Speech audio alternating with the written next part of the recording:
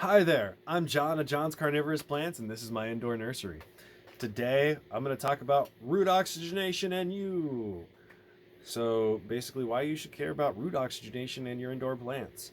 Now, this is a rather complex topic that depends a lot about your soil, how you're watering it, even the temperature and oxygen content of the water that you're putting into it, and all kinds of other various factors, but we're just not going to worry about that today. We're going to worry about broad strokes principles and what's going on.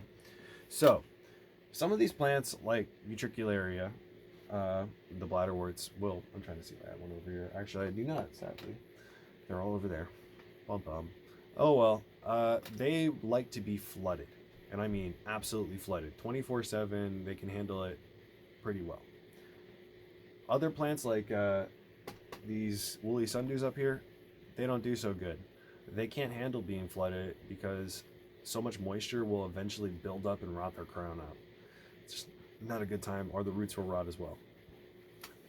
Now, these effects are because if they're standing in water, an anaerobic environment builds up. And you're like, what's an anaerobic environment? Well, if the water level is constantly always water level is always constantly up to here in the pot, it's never getting oxygen.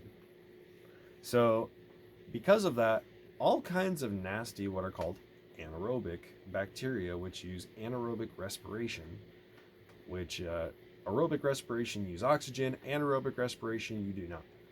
So anaerobic respiration for these little bugs will start breaking down your medium, making all kinds of nasty environment, and it has way too little oxygen for most of these plants to actually grow. So because of that, their roots will start rotting and decaying and getting nasty over time, because in the bogs and their natural habitat, the water level rises and lowers all the time. There's wind, all kinds of other factors that are like basically putting oxygen into the soil.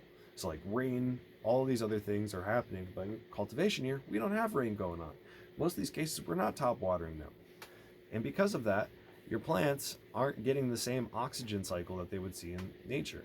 So if you're noticing your pots are smelling like sulfur, or like have a really rank stink to them, other than the nice natural earthy peat perlite smell, if that's what you're working with, or like its normal like smell, generally speaking, you have anaerobes growing.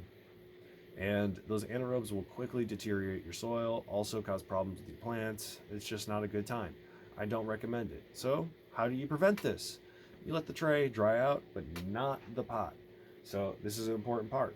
Reason being, gravity is pulling down as well as evaporation at the top of the pot. You have your water slowly dripping out, as well as all these other factors going on. Whenever that happens and you get all the way to the bottom of the tray, basically, let's see if I got to drive this over here. Look at this guy. See? Well, probably not a good example because I think this guy's toast. Let's see if I got it. Oh, yeah, right here. That's a good example. There we go.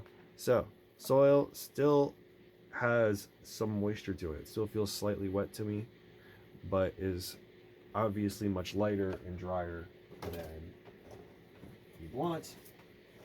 Tray is actually all the way dry. So now it's ready for water. That's actually one of the trays I'm going to be watering today. So to accomplish that, it's usually about 5 to 7 days with a tray like this, especially if it has a dome over it. In a smaller setup with just a single plant or a few plants, it can be much faster. So taking that into account, you might need to water every 2 to 3 days, or in my case, every 5 to 7. Now, I hope you, wait, let me double check that. Yep, I got everything on the notes. Awesome. So, I hope you enjoyed this. Please like and subscribe if you found this video interesting and want to see more of this kind of content. And please check out the Carnivorous Plant Discord. It's linked in the description.